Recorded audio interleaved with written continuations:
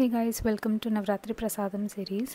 ఈరోజు గాయత్రి దేవి ప్రసాదం చింతపులిహోర. ఫస్ట్ రైస్ని సోక్ చేసేసుకోండి, ఒక 20 minutes సోక్ చేసి పెట్టుకోండి. దాని తర్వాత ఇవన్నీ ప్రిపేర్ చేసి పెట్టుకున్నాం. ఈ పోపు దినుసులు, దెన్ కొంచెం చింతపండు, బెల్లం, దాని తర్వాత కర్రీ లీవ్స్ అండ్ చిల్లీస్ తీసుకొని ఇవన్నీ సైడ్ పెట్టుకోండి.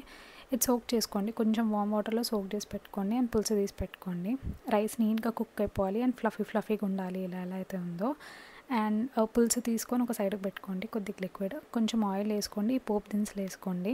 వేసుకున్న తర్వాత కొద్దిగా హల్దీ అండ్ కొద్దిగా ఇంగువ ఇది వేసి, చిల్లీస్ ఉంటాయి కదా, green chillies and red chillies 2 వేసేసుకొని కొద్దిగా మిక్స్ చేసుకోండి. ఈ మిక్స్ చేసుకున్న తర్వాత మనం పులుసు పోసేసుకుందాము. తీసుకున్న పులుసు వేసేసుకొని బెల్లం ముక్క వేసుకొని సిమ్లో పెట్టేసి ఒక 5-10 minutes అలా నీట్గా కుక్ అవుతుంది. And at the same time రైస్లో కొద్దిగా ఆయిల్ వేసి, 1 teaspoon సాల్ట్ అండ్ నువ్వులు వేసి నీట్గా మిక్స్ చేసి పెట్టుకోండి. తర్వాత ఈ పులుసు కొంచెం 5 minutes తర్వాత థిక్ అవ్వగానే ఇట్లా నూనె తేలుతుంది. ఇదైతే అయిపోయింది. సో ఇది తీసుకొని మనం రైస్లో మిక్స్ చేసేసుకొని అన్నీ ఒకసారి మళ్ళీ ఇంకోసారి తిరలేసుకుందాము. ఇది తిరలేసుకున్న తర్వాత ఒక 5 minutes అలా ఉంచేస్తే అది కొద్దిగా పులుసు అనేది ఆ రైస్లో కొద్దిగా సోక్ అవుతుంది. ఇదంతా తీసుకొని గిన్నెలు వేసుకొని నైవేద్యం పెట్టుకోండి. శుభ నవరాత్రి.